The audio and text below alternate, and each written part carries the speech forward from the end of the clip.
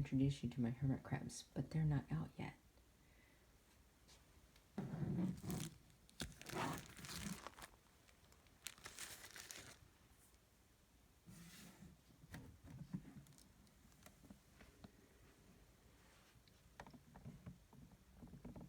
But here's their crabitat.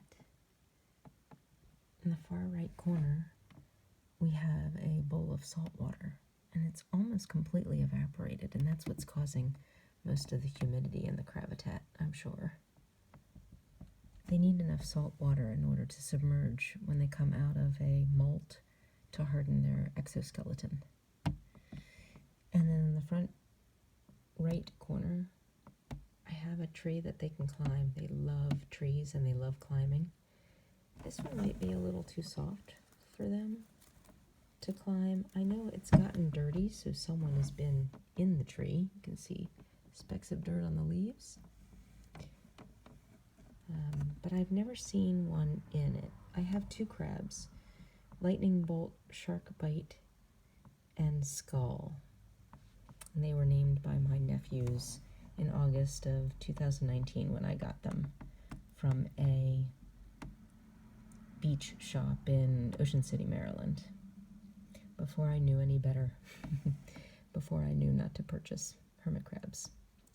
They are blue or purple pincher or pincer Caribbean hermit crabs.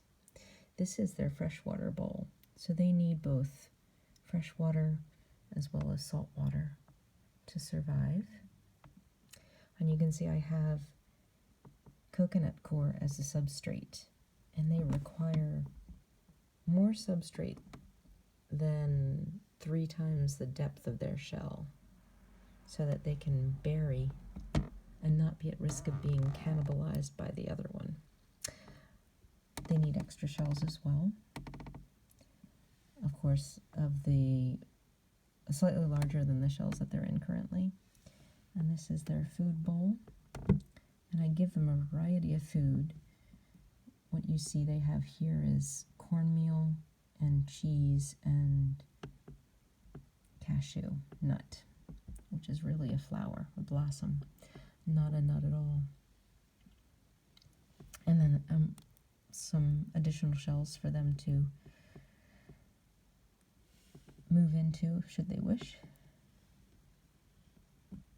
You can see one of these shells is almost completely submerged in the substrate. This was their favorite tree. Not very well lit, unfortunately, and I can't get a picture of it from the side because the crabitat is too humid.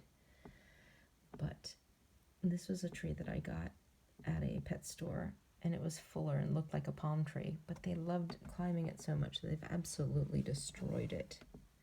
But that's okay, I think they can still climb it.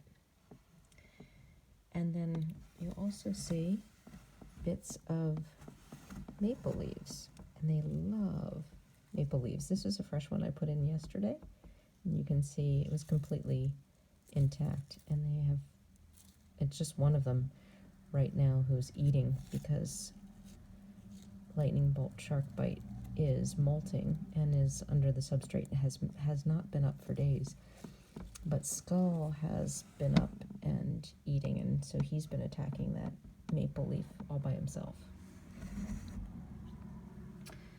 So I'm going to hopefully hear them or hear Skull when he comes up from the substrate today. He's actually buried.